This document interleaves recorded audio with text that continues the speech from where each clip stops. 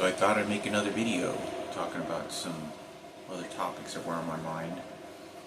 Very important for Mikayla to probably know. You know, with so much chaos and things that are going on, I thought, you know, if my biological father's still alive, you know, our biological father would still be alive.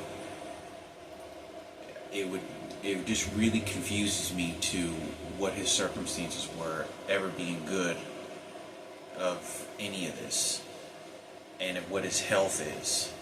If he had a stroke, brain hemorrhage, or something happened to him, or even cancer, or another disease. But since there was so much attention that was going on, who's to say? In fact, I know they went after him for a fact, because they did it to me, and they did it to my mom, and they did it when I was in elementary school. Before my biological father, I was told that he passed away. Or they didn't tell me officially, because I talked about that Lupe had said that, oh, he just died in a car wreck, and my mom looked at Lupe and said, no dices ese. And she said, no, don't tell him that. Don't tell him he died. And she stayed real quiet and was like, I just don't.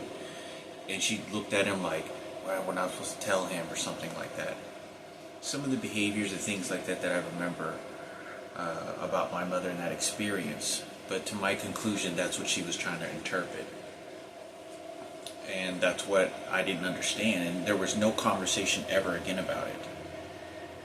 But if he's still alive, there's no doubt in my mind that they went after Mikayla, went after your mother. They would have gone after your mother. Who's to say that my biological father was still alive? What that would have made him feel like if his ex-wife gets with a white guy, or gets with a guy that starts getting Mikayla to call her daddy. And what that would be and entail, because what that would make him feel like, what that would, you know, obviously everything's already etched in stone. There's nothing that can be done about it, but, you know, there's a lot of questions that I try to ignore, but it's just always there, kind of thinking like, you know, is he alive? What happened to him? But I know that it was nothing good. Nothing good, and it's not going to be anything, you know, it would be very difficult, because it could open up a can of worms of a lot of bad things. And I wouldn't say bad things, just a lot of emotions and maybe frustrations and angers toward other family members, and of how unfair this was, when this could have been much more healthier done. But like I said this many years ago when I was 27. Oprah Winfrey said that she was working with the best psychologist in the world on my mom and me, and she was working directly with my mother. So I don't know what that story is. I still to this day don't know what that story meant, what that entails. But it would be a lot of chaos, because if something happened to Frankie, what happened to my mother, what's going on with my mother's life, what's her health like, who has the authority, power of attorney over my mother. And there's going to be issues with Julian, issues with that twin, you know, because I haven't even met my brother, my brother's identical twin. I've never met him. And Julian, the thing that's so bothered about this, Julian knew, that didn't tell me that our father was not our biological father. He knew and didn't tell me. And he also didn't tell me that I'm almost positive of this. He knew, or he thought, that guy that showed up at that apartment for 1 or 2 visits, that guy, Julian knew that was my biological father. Because I remember, you know, sleeping on the floor, and I remember next to him for like 3 weeks. This is when I was trying to get situated, find an apartment. I was scattering, trying to figure out what was going to happen, you know, with our father and all the circumstances that were going on. Julian was living by himself in an apartment, and I remember Julian saying, yeah, you know, and you could tell that he was very unsure, and I'm sure it was difficult for him to, want to tell me, oh, Hector, he was gay or anything. He wouldn't want to have said that. I can tell it bothered him a lot. But as far as the circumstances go, he knew about something about, because I remember he goes, yeah, you know that guy right there? Yeah, you think he's, and I don't know if he said like, because he sort of mumbled the words very lightly, I couldn't understand him, and I was total shock, like what are you talking about? Like, because this guy looked exactly like me. He looked exactly like he was my biological father. And the impression that I look at back now, and the impression that I was when I walked into the room and I looked at him, he was like protecting his daughter. Like, I know this sounds weird, but I looked at him and he was looking at me like he was there for his daughter. Like, the daughter, he knew, I think at that moment, that his daughter passed away. He knew about that. But I don't know if he was working with psychologists. Julian told me that he did heard someone in there having sex, but it wasn't that same guy that was in there shooting up heroin. And I remember he saying that he thinks, I think Julian said maybe he slept with that woman, which would have been Oscar's mother.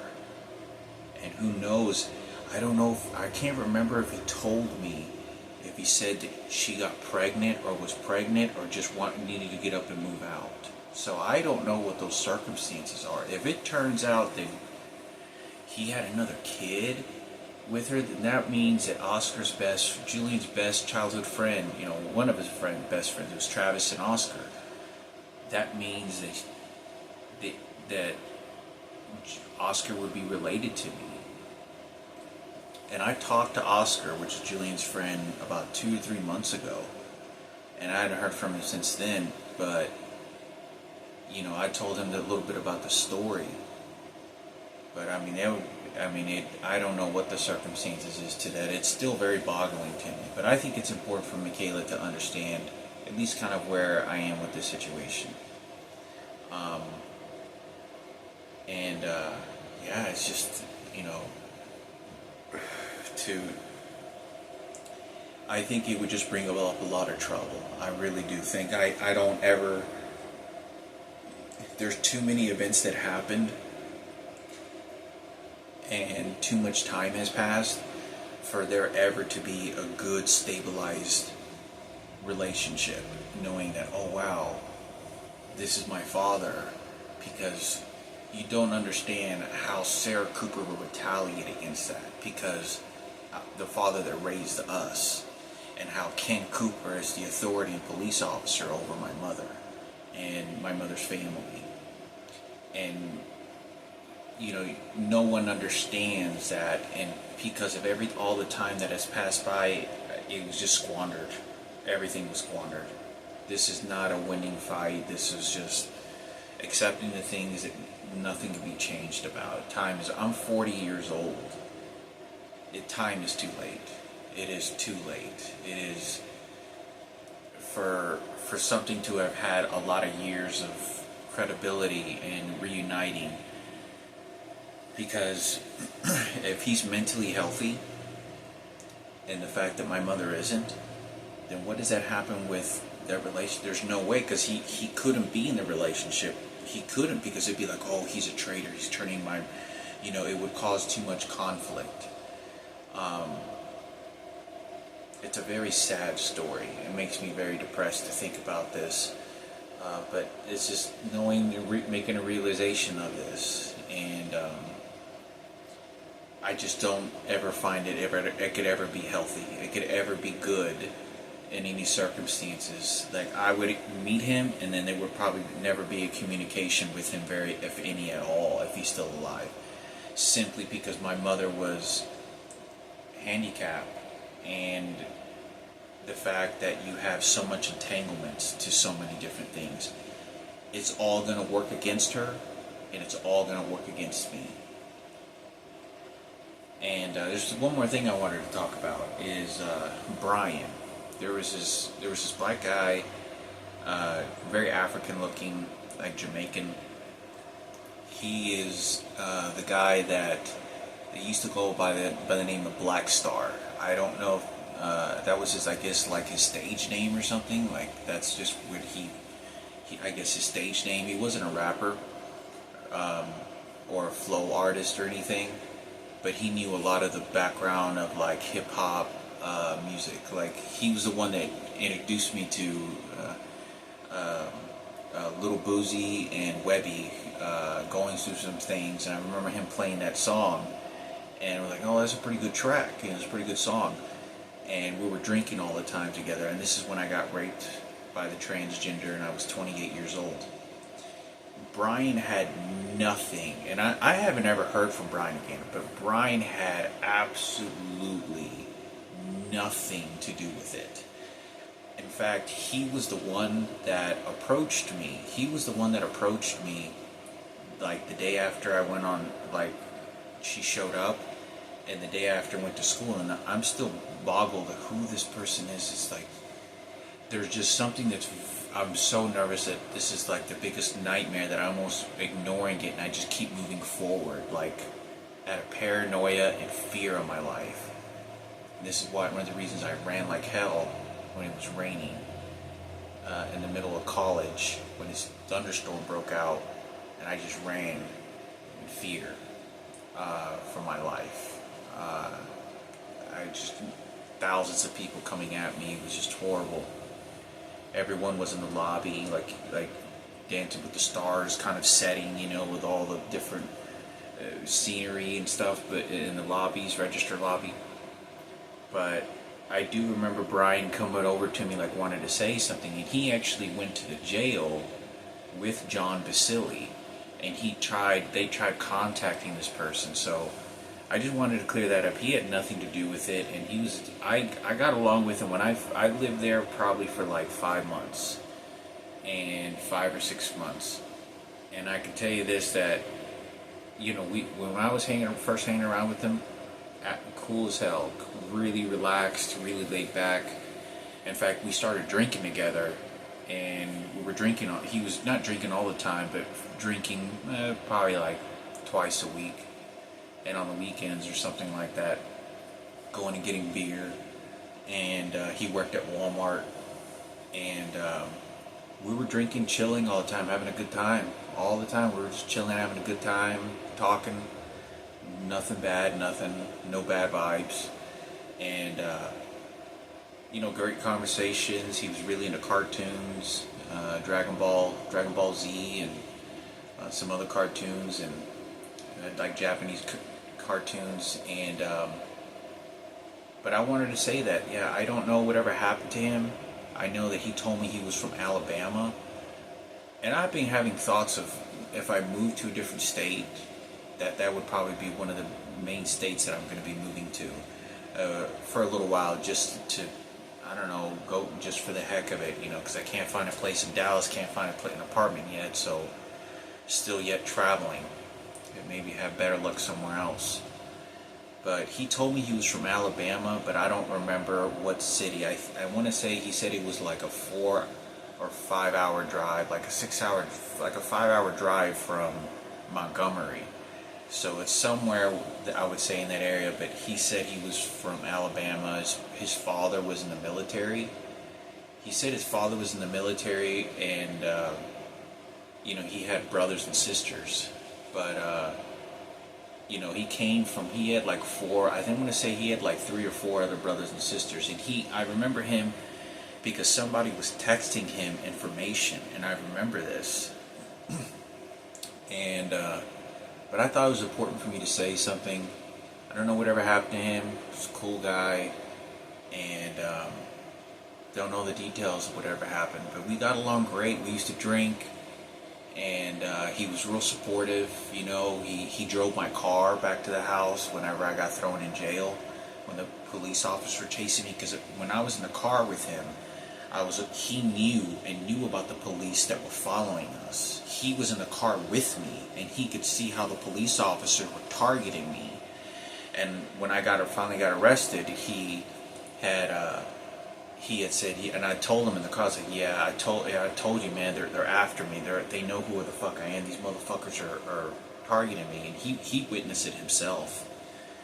And it was a really bad situation, you know, and he moved. I think he said he was moving back to Alabama, first time he ever been in Dallas, and just wanted to change, live in a different city. He was a couple years younger than me. He was like 23, I think, 22 to 24 years old. And yeah, I never heard from him again. Don't know what happened, but got along with him great. Very laid back personality. And but I do remember him telling me, or like trying to warn me, and be like, and approached me like the day after she showed up to my house out of sudden, out of nowhere, and he tried to tell me like, hey man, like do you know what's going on? Like, hey, let me help you out, brother. Like, let me help you out, man. Like, and I could tell when I was talking to him, but I didn't know what he meant because he didn't directly tell me, and he kind of looked at me like, well, because he didn't know, you know. He didn't understand, well, maybe he wants a transgender. I don't know what kind of person he is. I think maybe is that what he goes after? I thought he was straight, which I wasn't. I didn't know. But you got to understand, they were shooting so many electronic devices at me, beating me so bad. There's so much pressure that's being put on me, and such tension, that it's hard to describe what it felt like even today, and how bad it was. Because it was, you don't understand how many people were doing this at my job sites, and living conditions, and going to jail, and the police officers haggling me very directly, knowing who I was. And you know, and I was that's something that I am not interested in sleeping with transgenders, or would have ever, especially 28 years old, after a cancer diagnosis, is not something that I would have ever wanted or done, and I would have just done by accident. This was so many electronic devices being used on me, because one of the ways that I knew that this happened, that I was forced to do this, is I remember that I didn't get this person's number, and they were making me shit when I was in class. And this is what triggered me to be like, oh, okay, I gotta hurry up and get a girl. I was like, I'm gonna go ahead and get a girlfriend. I was like, I'm gonna go and get a girl's number, and maybe, push for it, and stop being single for a while, instead of being so picky. So this is what triggered me to want to push forward and move forward and make something happen.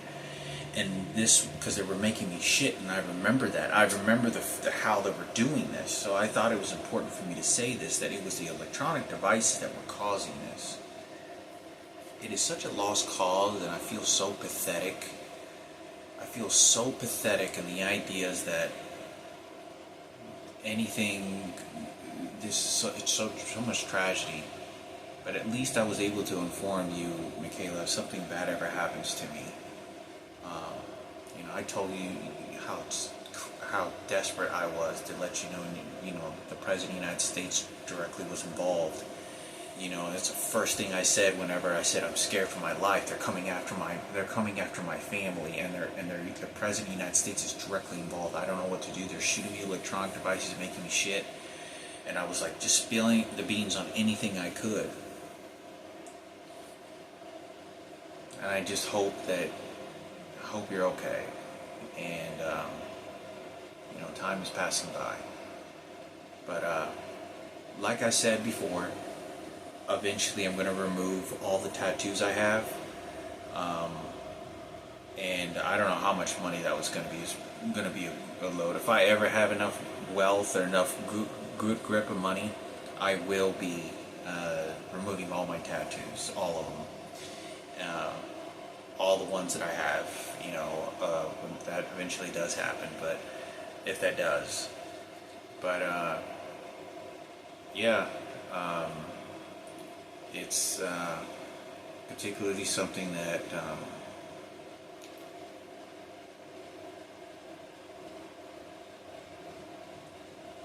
I have to work on to accept. I have to work on to accept the things that I can't change, and accept them. Accept the things that I can't change, and move forward from that. I'm 40 years old, and I physically feel, and mentally feel much older than 40. Even people tell me oh, you look a little bit younger than 40. I feel physically and mentally old, much more physically older than 40, much more. And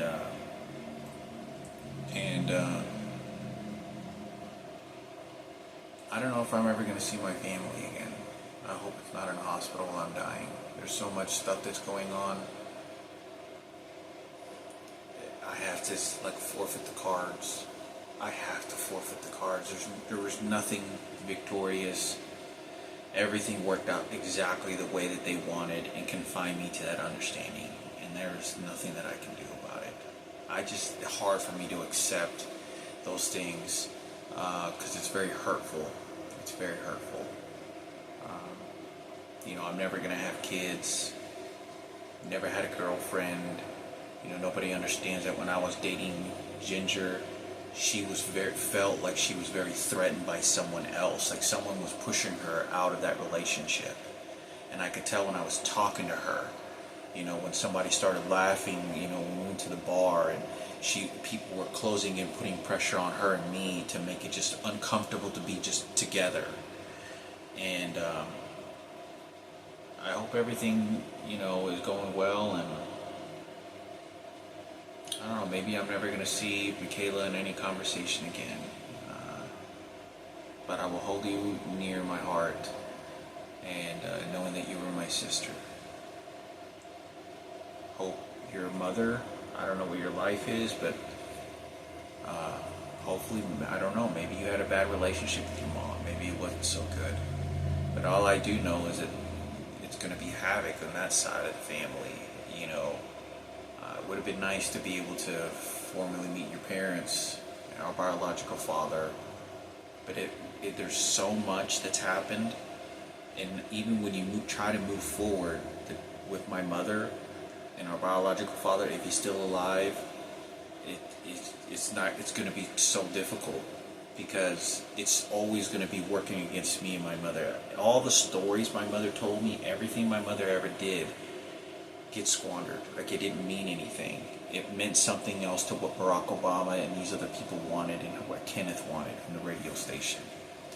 What they all wanted in groups. Because I will never express this probably more than enough. I didn't know anything about this fame. I didn't know anything about what was going on. I didn't know why people were targeting me. And I knew that I wasn't crazy, because I'm a very kind person. You did not understand why is there so much attention around me? Like, I'm flirting with a girl, or, what business you have, and it's every job and so much position, so much haggling, like, of controlling over me and can mentally condition me. Like, I hope there's cameras whenever I'm going into places that people don't understand. Like, I go and visit a place and they'll target my father, like this other one Mexican guy that I was at a couple days ago that I went to go check out. I felt an enormous amount of evil toward this person. Not toward this person, that this person was vibing toward me. He was like a child molester trying to confine me, to demoralize my father. Like, he put a little bit of water in front of a cup and he was doing this psychological game. And there was a little bit of water on a table, and he's standing up over the table and tells me to sit down. He has a table, and there's just a little bit of water, and he stands right near me, and he just drinks a little bit of the water. But it's to symbolize my father only drank a little bit of water from me, and I wasn't his son. He just wanted to hear some cries from me that he was getting. And then he looks at me and he goes, "Yeah, like, I'm your dad, I'm smiling, a good job." And he's training me mentally about my father who died. He then starts to target and says something about an abortion or a miscarriage about a child. I don't know if it's Mikayla had a miscarriage or abortion.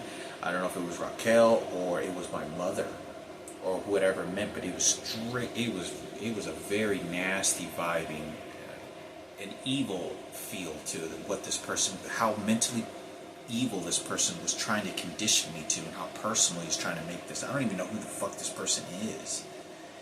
And then he goes, and he coughs, and he makes sure that he shocks, electrocutes me to say, "I tell you what your condition, what you're going to do." And see, nobody understands that. It happened 3 days ago. you know, what that does to me mentally over a period of time. But I just move forward, and Mikayla, I don't know if I'm ever gonna see my family, and I'm trying desperately to get to Dallas and have an apartment. I keep calling the places, I keep trying to look up information, I hear nothing. It's been 3 years that I'm looking for an apartment, and I'm still on the waiting list. You know, eventually I am gonna go back to Dallas regardless, but there's nothing that's happening. There's nothing that, you know, there's so much chaos. They won't let me talk to my mother, communicate with her. I don't know what's wrong with her health. I'm talking to her twin. What they're telling her twin is maliciously coming after me. I don't blame her. Such a deep part of me, it has nothing to do about like emotions, because it's my mother's twin. It's just like common sense, like it's not her fault. She's just doing what they were telling her to do. And because of the position that she's in, she's having to do it. And it's just not good. And I just don't blame her so much. It's so much to knowing that the actions that she takes is going to work against me with that intention, because of her own person. But I don't know. I don't ever see my family again. But God knows I'm trying to reunite, if that's ever a day, before it's too late. But most of it is already too late. You know, you don't understand the relationship that Kenneth was doing with Julian is to bond that, to make sure that he can get what he wants out of me and my mother and Frankie.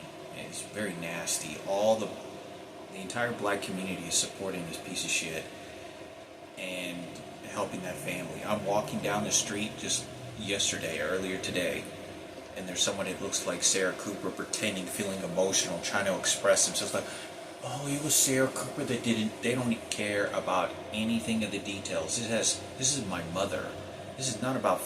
All this story is about Ken Cooper and Sarah Cooper and Kenneth. This is all this is about. It's not about anything fucking else. It's just about glorizing them and persecuting me and me feeling sorry for them. And my mother can't even think about it. And my mother has to ditch me like the way that she ditched that little girl, because she couldn't contact that little girl, because she was being confined not to kiss, hug, or feel repellent toward that girl. And this is what's so bad about the situation. Our sister that died, my mother desperately wanted to be a part of this girl's life. You don't understand that transgender is the one that prevented it.